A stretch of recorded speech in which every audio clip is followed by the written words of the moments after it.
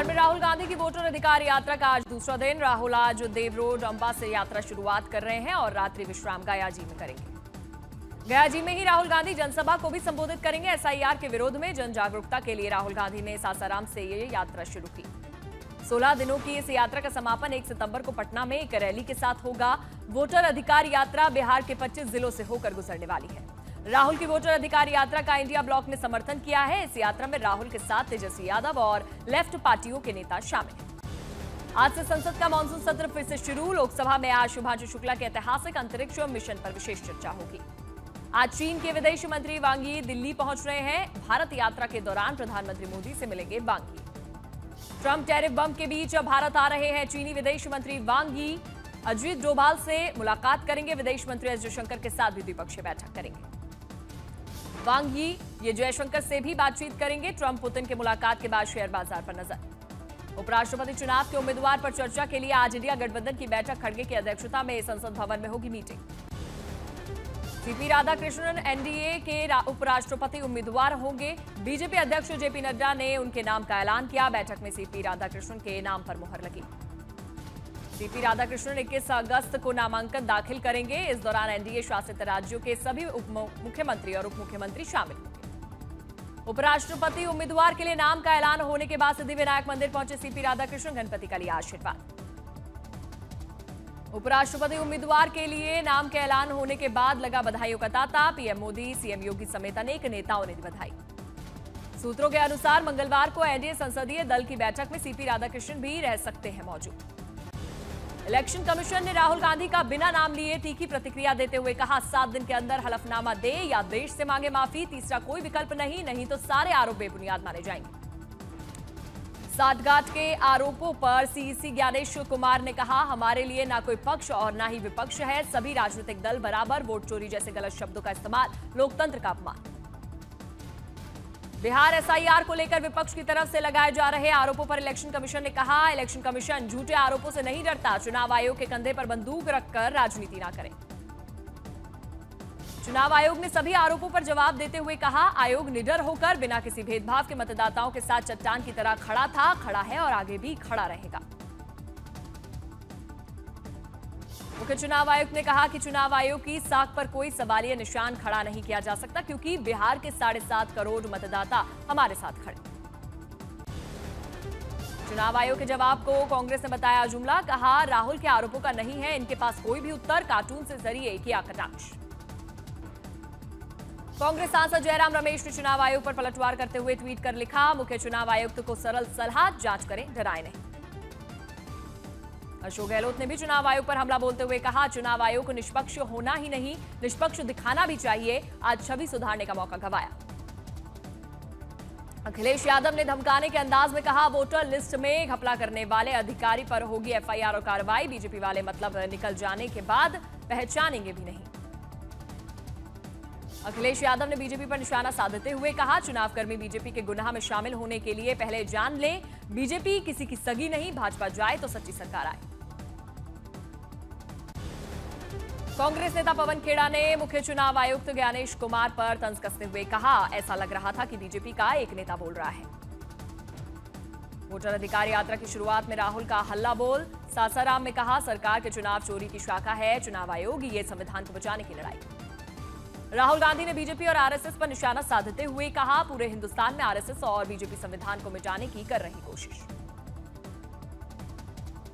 चुनाव आयोग पर हमला बोलते हुए राहुल गांधी ने कहा, पीएम मोदी और शाह ने कानून बनवाया ताकि वोट चोरी हो सके, लेकिन हम वोट चोरी नहीं होने देंगे। राहुल गांधी ने बीजेपी और चुनाव आयोग पर निशाना साधते हुए कहा, हम और तेजस्वी किसी से नहीं डरते। वोट चोरी की सच्चाई हिंदुस्तान के हर नागरिक के सामने रखेंगे। वोटर अधिकार यात्रा में गरजे मल्लिकार्जुन खड़गे। पीएम मोदी को खतरनाक आदमी बताते हुए कहा, अगर लोगों को अपने अधिकार सुरक्षित रखने हैं तो उन्हें सत्ता से बाहर करना होगा। संबोधन के दौरान खड़गे ने आरएसएस पर भी निशाना साधा। चुनाव आयोग पर हमला बोलते हुए कहा, निर्वाचन आयोग मोदी सरकार के एजेंट की तरह काम कर रहा है। भाषण के दौरान हो रहे हल्ले पर कांग्रेस अध्यक्ष मल्लिकार्जुन खड़गे अचानक भड़क गए। कहा कि सुनना है तो सुनो, नहीं तो 10 लोग भी रह जाएंगे, फिर भी मैं भाषण दे सकता हूं।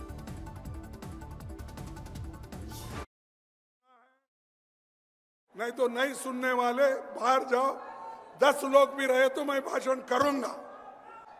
देखो तुम ऐसा पुकारना है, मैं आपको बोलता हूं, सुनना है सुनो, सुनने वाले बाहर जाओ, 10 लोग भी।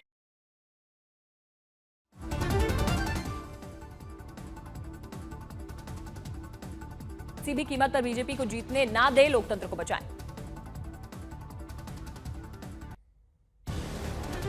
बीजेपी के राज्यसभा सांसद डॉक्टर भीम सिंह ने राहुल गांधी पर निशाना साधा। भारत रत्न जननायक कर्पूरी ठाकुर के अपमान का लगाया आरोप। कहा, राहुल गांधी मांगे माफी, राहुल को खुद जननायक कहना और कहलवाना निंदनीय।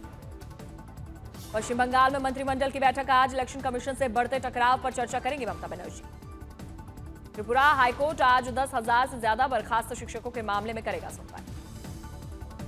कोच्चि से दिल्ली जाने वाली एयर इंडिया की फ्लाइट में टेक ऑफ से पहले तकनीकी खराबी आई, जिसके चलते विमान को रद्द करना पड़ा। विमान में सवार कांग्रेस सांसद ने फेसबुक पर पोस्ट किया, लिखा कि ऐसा लग रहा था कि विमान रनवे पर फिसल गया।